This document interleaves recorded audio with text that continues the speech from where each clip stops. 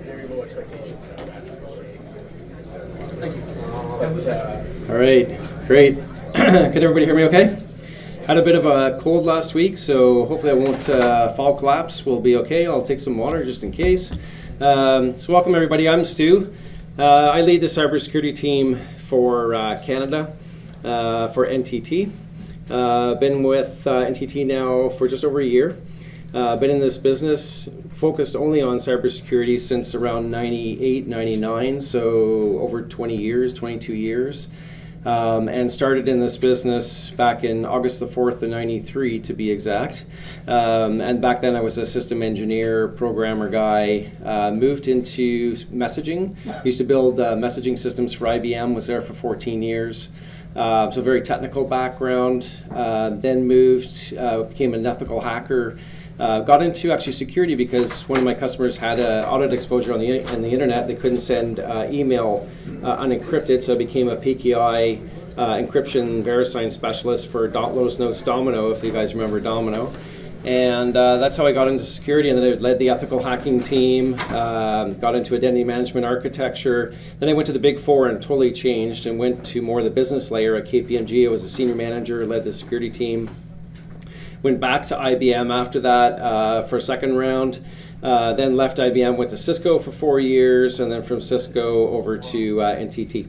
So I've been doing this for a long time, pretty much every role, always customer facing, every role on the pre-sales, never been pure sales, but always technical SME kind of guy. On my team, I have a couple of pre-sales engineers and a sales support function that reports into me as well, and then I travel the country. I'm based in Toronto, and been there now since about 91. Grew up in Ottawa and lived out in Calgary for a little bit as well too. Did the Go West young man thing, but that was before the internet, so I was a little bit freaked out and too far away from home. So I ended up going back east again, and that's my Western story. But so within the security practice, I've actually been with Cisco. I actually got into the healthcare side as well. Been very focused, and I apologize up front for the agenda. So the agenda actually started off originally as focused on healthcare only. Then we thought it should be a little more broad, so we also included some industrial security in there as well. So you'll notice a disconnect between what's online and what's in the paper. The paper stuff that we have, or outside. But so we'll cover off a bit of those, a bit of both of those topics. I have three main areas of security business that I run. One is general advisory security, consulting, integration, managed services, and then also I have an industrial security practice that I've been very engaged with across the country in manufacturing, oil and gas, utility companies, and then also in medical device security. Medical is a really interesting area, and we'll get into that in a bit. So, really innovation is the only sustainable form of differentiation, and what you're finding is that in a lot of these industries, we're starting to connect things that were never connected before, and a lot of it is for efficiency reasons. In the healthcare side, it tends to be more around improving healthcare, patient outcomes, having better information readily at hand. On the industrial side, and we'll talk about some of the challenges within that environment, but you have environments that are typically pretty closed off that are now being connected to the internet to be able to monitor them, to be able to understand how the business is performing, because the industrial side is really about the business, and you want to ensure that you have uptime and correct processing of equipment. The whole industrial side of the business is different than the IT side of the business, and typically those two worlds don't get along. You have on the IT side equipment that is refreshed on regular cycles every 3 years, and they're most concerned, think about in security, the CIA triad, they're most concerned about confidentiality, then integrity, and then availability. On the OT side of the house, they're actually focused on availability first and foremost, followed by integrity and correct processing of equipment, and then finally confidentiality is sort of at the bottom. So they're diametrically opposed to the way they see things on the IT side. And the engineers on the OT environment don't want to talk, or the operational technology environment don't want to talk to the IT guys, because typically the engineers don't really understand IT. They also, because they're now connecting legacy equipment to the internet, they're now starting to become vulnerable to a lot of things that they weren't vulnerable before. And so, for example, on the industrial side, you'll have, when we on the IT side, we'll refresh equipment every 3 years. On the industrial side, we'll refresh equipment maybe every 30 years. So very different type of environment, different type of mentality. And as soon as you connect stuff to the internet, of course, you have all kinds of vulnerabilities, and there are ransomware attacks, and we're seeing ransomware attacks against industrial equipment and even medical device equipment, which is somewhat scary. So more and more things are becoming interconnected, right? And that's everything from IoT things, so not just medical devices, not just industrial equipment. We're connecting, for example, we have speakers that listen for sounds out in public, so that if they hear a gunshot sound, they could automatically dispatch the police. There's sensors that are in parking spaces, so rather than having to look around for your parking spot will tell you when it's available, which is a really kind of cool way to do things. But as you connect more and more things, it becomes more and more problematic. So one of the three key areas that we're focused on for the discussion today is around healthcare, and that includes everything from smart connected beds, IV drips, 3G paddles, MRI machines, as well as the infrastructure used to support that, so building management systems, HVAC systems, which we've seen multiple vulnerabilities, as well as the industrial side of security, which includes all of the SCADA equipment, PLC controllers, basically anything that is connected to the internet. We've seen over time there's been a lot of different threats, and this is on the industrial side right now, kind of mixing both slides in, but it's all kind of very topical. And so, originally we started off with Stuxnet, that originally attacked Windows-based systems and then Siemens platform, and caused major damage. I think it's like thousands of machines that were actually impacted by Stuxnet over time. We first started to see that around 2010. We think Stuxnet has been around since around 2005. So the stuff is not new, but definitely problematic. In 2015 we started to see stuff around drug infusion pumps being hacked. And this is really scary because you think you can actually hack an IV drip, you can hack pacemakers, you can hack smart beds that are connected, that are designed really for good purposes, designed to be able to tell when the patient needs to move over, how often they're flipping around on their beds, but because this stuff is all connected, it now becomes a point of entry. Another piece that you'll also see too, that's even in hospitals as well, and I also see that in retail too, is not just connected lighting, but also connected sprinkler systems. So you have sprinkler systems that are connected to the internet because you want to be able to tell when it's going to rain next. So it's connected to the weather, and it can actually tell when to turn itself and turn it off versus actually being on a pre-programmed schedule. So all designed for efficiency, but again, they become entry points. And a lot of these manufacturers, they don't really design security in mind, right? So you can scan this stuff and you can find vulnerabilities, but they don't necessarily understand security or don't really think about security. They don't program security into their actual applications when they're writing the code for these different devices. And in the industrial environments, you've got a lot of equipment, and even in healthcare too, that can't produce a log, that can't encrypt the data. So there's definitely real challenges within these environments.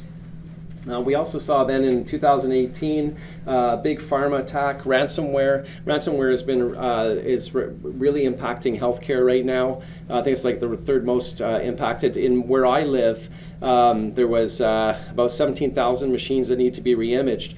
And the question is, during a ransomware attack, do you pay the criminals or do you just decrypt the machines yourself, right? If you pay the criminals, you're funding the criminal organization. But what we're actually finding too is that a lot of people will pay the criminals and they don't necessarily give you the decryption codes to be able to unlock your machines. I've had customers who have actually been encrypted so badly that took all their backups, all their servers, took them back to 2 years ago, so they would have to go back 2 years to be able to start to restore their operations. So it has a real financial impact. And this one here in 2019, the global producer of aluminum, I don't know if you guys saw that one, I think that was in Norway, and it cost them something like $43 million for 3 weeks of being down. And if in the industrial environments, it's not like an IT environment where you can just turn the PC back on and reboot the machine. This stuff often takes a good 3 weeks at least just to be able to bring the environments back up, because you need them to be able to correctly talk to each other. So then you have further downtime, plus you have all this supply chain that connects to all these different companies that causes further problems. I had one of my customers in Ontario who was impacted, and they deal with the automotive industry, and General Motors disconnected from them during the breach. So you can see that it obviously impacts the supply chain and also has further economic impacts from that. Did a lot of you hear about what happened in Pickering, Ontario last week? So I happen to live literally 11 kilometers from there. And I guess it was around, I can't remember, like around 6 o'clock, 7 o'clock in the morning, I had an Amber Alert that came out. And I figured, okay, it's probably just an Amber Alert, and which is obviously important itself, but I was still tired, went back to sleep, woke up an hour later, and saw something about the Pickering Nuclear might have had an issue, and I was like, ooh, okay, well that's a problem. So I looked out my window, and of course my neighbors work for the Pickering Nuclear, most of them work for the nuclear factory. Well, I live in between 2 nuclear factories. And it turns out it was a false alert in the end, but I kind of wondered, what if I actually did fall asleep for that hour? So there's a lot of people that were ordering these, I think they're called KI pills, and they basically will protect some of your organs from radiation damage. And you can order them for free if you live within like 10 kilometers of the plant. So I ordered a whole bunch of them for my family just in case. But that's life living nuclear. But this whole industry is important to me because there is real impacts, right? Not just on human safety and life, but also obviously impact on healthcare around human life, and then also impact on financial impact as well too on operations. So right now, like almost 90% of security have actually had a breach. What we lack a lot in the industrial side and the healthcare side is visibility. Right? We have visibility on the IT side, but not so much on the medical side. Not on the IoMT or the medical things side. Not so much on the industrial side. Being able to actually understand what devices are connected, what devices shouldn't be talking to other devices, and then once you discover what those devices are, the next step, of course, is going after the manufacturer to actually get a fix to be able to apply to those machines to be able to actually resolve the problem. This is kind of a cute cartoon. Says, I've asked the hackers to turn the thermostat down after they're done accessing our system. A lot of stories you've seen on the internet, right, with cameras in houses, and all of a sudden, somebody starts speaking to the owners and saying, "Hey, I hacked into your house. I can see you on the camera." Stoves being connected, and also you're starting to see now botnet attacks. So they're using your different processing power within your home devices, and then launching attacks against organizations from the processing power out of your microwaves, your stoves, your smart meters, anything that's basically connected to the internet, right? So it's a whole different type of world out there. And this stuff is, really going on in the world. What I do is I capture a lot of articles as I see them over time, just sort of screen capture them on my phone, and I use them in different presentations. You probably heard about the Life Labs data breach that happened. And so this one's about a Vancouver lawyer launching potential class action suit over Life Labs data breach. There's a lot of stuff on medical devices when you start searching around on the internet, and ransomware, of course, being the really big problem within that sector. This is something I just want to play for you. I don't know if you've ever seen this. This is how to hack an MRI machine. And what they're actually going to do in this demo is they're going to put in a Raspberry Pi device. So and then I'll explain it to you in a second, but what they want to show is that if you have an image from an MRI scanner that has cancer in it, they can take the cancer out of the image before the radiologist sees it, so they don't think that you have cancer when you do, and vice versa. You can take the image that doesn't have cancer and put cancer into the image so that the radiologist thinks you have cancer when you don't. Pretty sick stuff, but it happens for real, right? And so this actually shows how easy it is to do that type of a scan. Now, you'll notice in this demo, the person, this is obviously with permission that they made this, but this person was sitting within the ER area, and in ER in hospitals, there's very little security, right? My wife broke her foot. We were at a wedding about a year and a half ago. She broke all of her bones on the top of her foot. Just got caught on a cobblestone at the Casa Loma in Toronto and fell forward and broke her bones. So we ended up in ER. Went to get a radial scan. And there's no security, no badging they have to do. People are coming and going all the time. We walked into the room, the doctor came in, put her scans up on the screen and left. And of course, I'm being a security guy, I take a look at the monitor, and there's the IP address hard-coded on the monitor, and I can click on any icon that I wanted to and get into the file shares and do whatever I wanted, which I didn't do, just so everybody knows. But things that you can do, right? But it just sort of shows the lack of thought of security and how easy it is to actually get into these environments if you really want to. So let's see if this is actually going to play.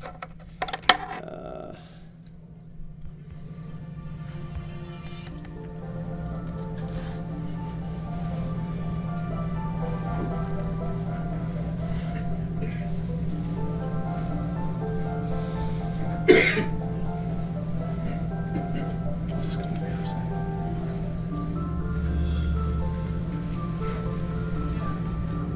So this is an example of ejecting and removing lung cancer. So left is the original, obviously, and the right is where they're going to insert the image. And that's the cancerous image put in on the right that didn't exist before on the left. Essentially like a paint capture, basically, right? You can do with a paint program. And then this one here is showing another original where there is cancer, and then taking the cancer out. And then this actually shows you like in a 3D image you couldn't even tell.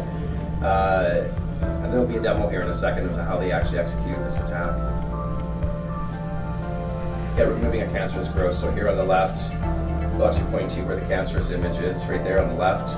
And then the right, you can see it's gone.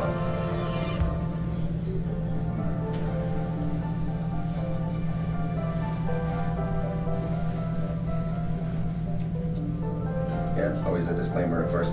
So they use a little Raspberry Pi device that you can order over the internet. Obviously it takes some know-how how to do this, but connected it up, wrote some code for it.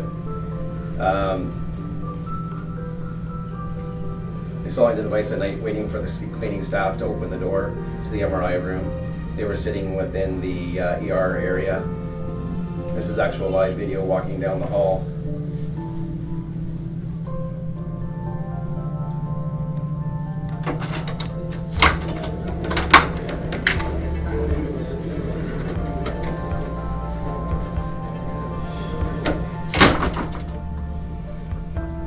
There's your MRI machine. So what he does is he goes underneath the desk, plugs into the network, lifts up a tile on the floor, puts the device in the floor, and now starts intercepting data coming from the MRI machine itself, and walks back out of the room.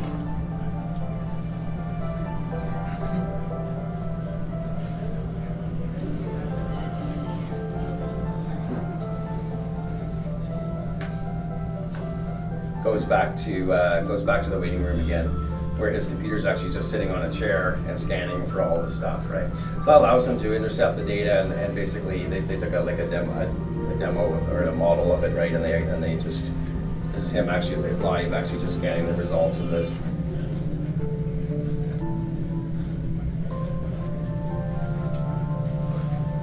I'll just continue on from here, but I think it gives you kind of an idea that this stuff is real, right? That this kind of stuff is not that difficult to do, and the security in hospitals is not always something that we think about. So we need to make sure that for patient safety, that these devices are properly secured. So there's an element of physical security, and there's an element of logical security, right?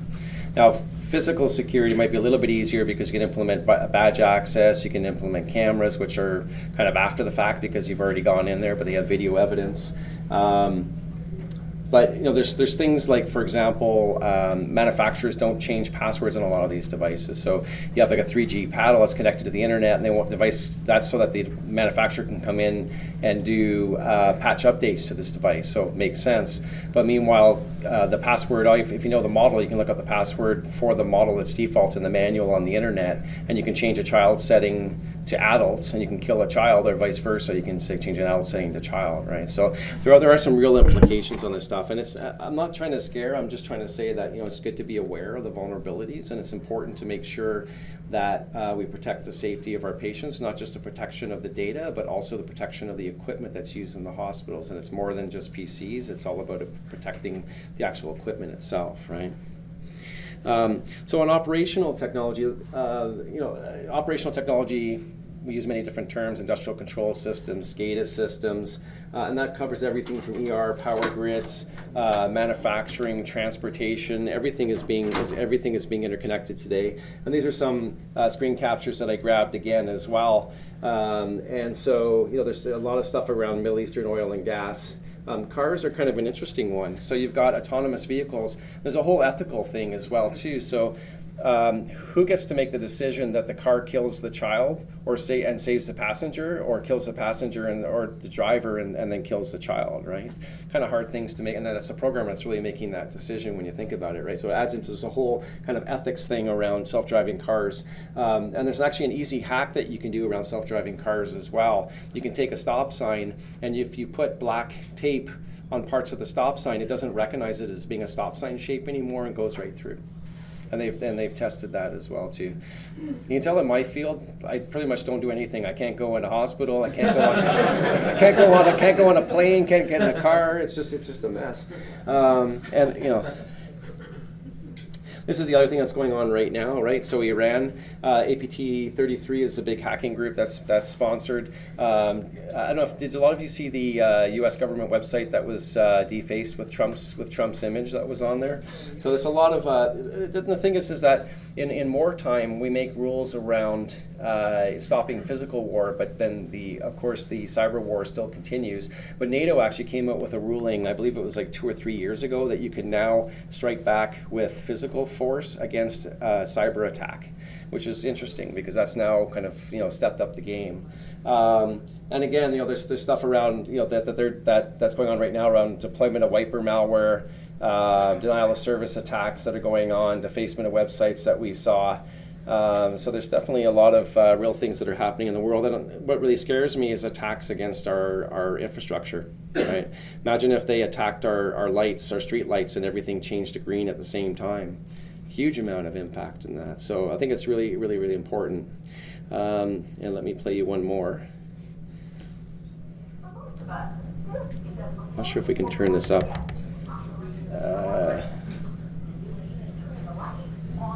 It was louder. Is there any way to turn this up? Is there a volume on? I don't know if there is. I don't even know how to use that. Yeah, we had tested it. I can go through what this is actually doing, but let me just quickly forward though so I can show you that section. So this is actually a PLC Hacking Lab, and so PLCs are really kind of basically dumb devices. They do what you tell them to do. And in this example, this is the water supply where the PLC controller releases a certain amount of chemical to sanitize the water. And because they hacked the PLC controller, they put too many commands against it. It doesn't really understand. So what it's starting to do is it's just putting more and more chemical in the water. And you don't want to obviously impact your water supply, right? So that's kind of things where you can, have real impacts on not just our water supply, our electricity, and in healthcare too. There's so many different things that you can actually impact that have real impact to humans. And that's why security is so important. Apologize that we couldn't actually hear the video, but we can certainly make this available after. And of course, I said here, a funny little cartoon here, right? We couldn't hire the cybersecurity candidate. He sent us because he was saying too many scary things about our computers. But I think the most important thing about security is that it's not there. It's there as a business enabler, right? You can do things because you are secure. Your users can buy from your websites because they're not afraid of being hacked, they're not afraid of having things stolen, right? That's really kind of the positive spin on security. You're reducing your risk posture because you are secure. You're making allowing for better healthcare for your patients because you can do things securely. You can rely on the data that you're actually seeing, that the data is not being corrupted or So that's really critical around the whole importance of that. And we're seeing more and more this convergence now between the operational worlds, and this is whether it's the medical or industrial and the IT worlds, where the CISOs now are being responsible for the operational side. And quite often we see ourselves as kind of marriage counselors, where we go in and we get the operational side of the house to talk to the IT side of the house, or in the hospitals, the biomed teams to talk to the IT teams, because typically they don't speak. And they don't necessarily understand the importance of why they need to speak, right? And so when you start talking about how we can show them vulnerabilities, ensure their uptime because they're concerned about availability, that becomes really critical. And we're going to do a passive review of their environment, meaning we're not going to actively scan equipment to actually bring stuff down. Because you try to, for example, scan an MRI machine, it just wouldn't understand all those commands and it would just hang on you, but you don't really want that kind of stuff to hang, or a blood transfusion machine to hang right in the middle of a blood transfusion. That'd be kind of bad, right? So the whole important thing is around doing that securely. But as I say, like the whole purpose around this whole convergence and connection of equipment is around having basically connected workers, having doctors readily access the information that they need, having better data to be able to analyze what's going on, and then improve that overall patient care. Being able to provide remote care as well is all really, really critical. So it's all done for good reasons.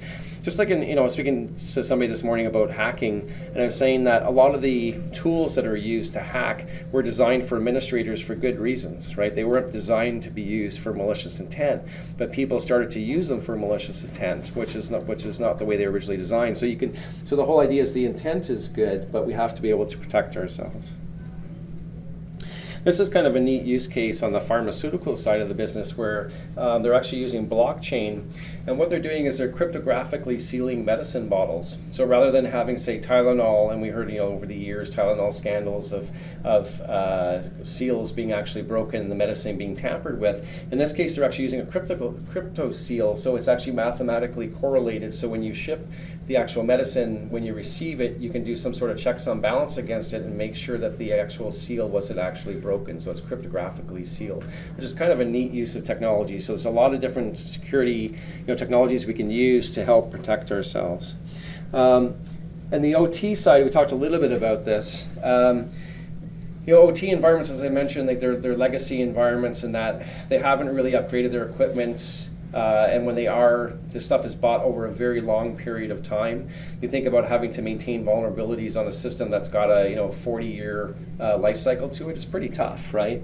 Also, there's a Purdue Model for doing secure designs. But a lot of these environments don't really, we think about our IT side and how many flat open networks that we have. We don't necessarily do segmentation properly within the OT side of the house, and that's really critical. So once you do your asset discovery, you figure out where your vulnerabilities are, you then want to be able to segment out that environment, as well as have some automation. And we'll talk a bit about those tools in a second. Lack of visibility is key, right? So a lot of environments, and especially on the OT side, they say, well, we don't have a problem. But how do you know you don't have a problem if you don't have visibility, right? Maybe you do have, because the average hacker can be in there for at least 180 days before they're detected, right? And I've seen ones actually even longer, some even like 7 years, right? Where people are inside your environment stealing data. You have northwest view, but you don't have east-west traffic view, so you don't really know what's going on in your environment. So visibility is key.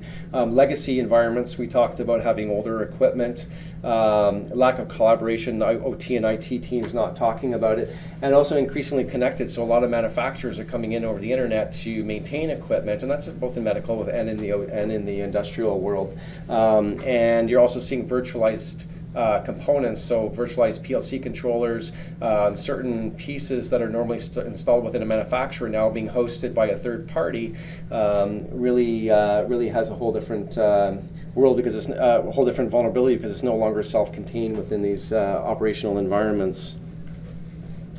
So one of the things that we do is we work with different manufacturers. We don't make anything ourselves, and we're vendor agnostic in that we partner with multiple different vendors. But what we do is we use something called a passive OT IDs. So what that is a passive tap on your network, and it's able to fingerprint both IP and non-IP connected devices, and it could actually figure out what's out there, what the current version is, what the CV vulnerability is on that. But again, it's visibility, right? So you want to be able to, once you understand what's vulnerable, you want to be able to then figure out how to actually remediate that, go after the manufacturer to get a patch, and then trying to put a patch on an MRI machine is not necessarily that straightforward either, right? You need to be able to get downtime in that medical device to be able to do that. In this particular example, this is a live screen of one of the products that we deal with. It found 3 hematology devices. 60%, 7% of them were online. Now there's a side benefit that you can use this technology, which is a non-security usage, which is that a lot of healthcare providers want to know if they have enough MRI machines, for example, or enough transfusion pumps. And so this will actually tell you how much is utilized, but it will also tell you, and then maybe you can take stuff that's not that utilized in one particular area of the hospital and move it to another area. So there's a whole bunch of different good uses for that. But it will also tell you what equipment's maybe misconfigured, so this particular machine is not supposed to talk to something else, and then you can fix that configuration as well. And this is another live screenshot showing the actual OS version. Now it's important to be able to look at what your network design is, because the way you deploy this equipment to collect all these data through passive taps, you want to make sure that you're strategically placing them, because otherwise you can create a huge amount of traffic. And I've actually seen customers bring their networks down by not doing it properly, because you're trying to pull a lot of data over the internet. So you may need to put more devices at remote locations to pull that data locally, rather than trying to pull it all back into a central location.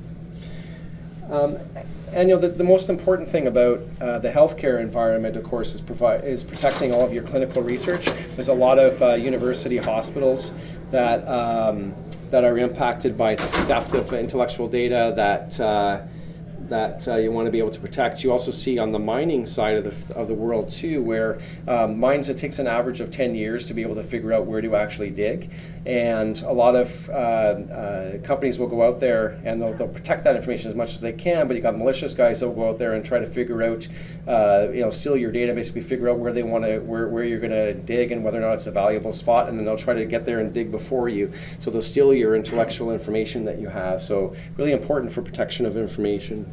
And most important, you want to protect the spread of malware, because this equipment, and especially in hospitals too, is used for life saving, right? Used during surgery. So there is a real impact there.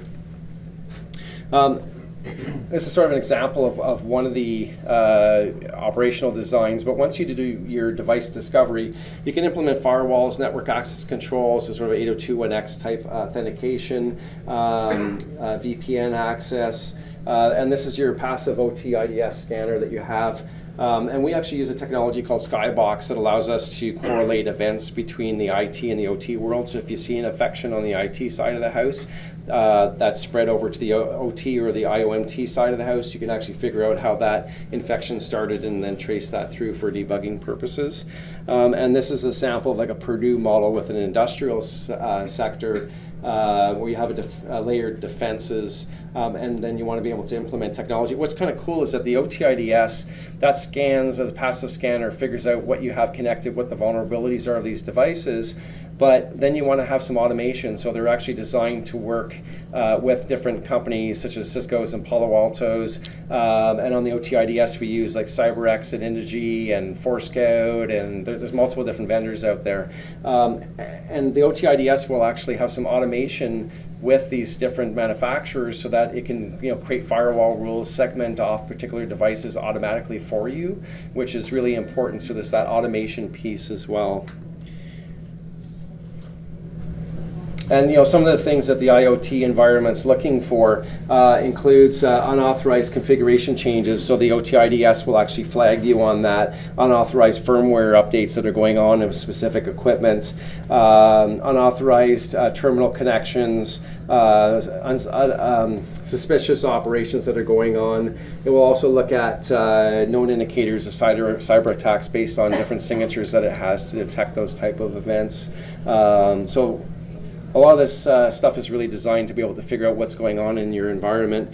This is actually another kind of, so this is a Starbucks example, I guess, where they say, I always encrypt my name in public places just to be safe. So it says a triple vente, half sweet, non-fat caramel macchiato for, and then it's got hex code for their actual name itself.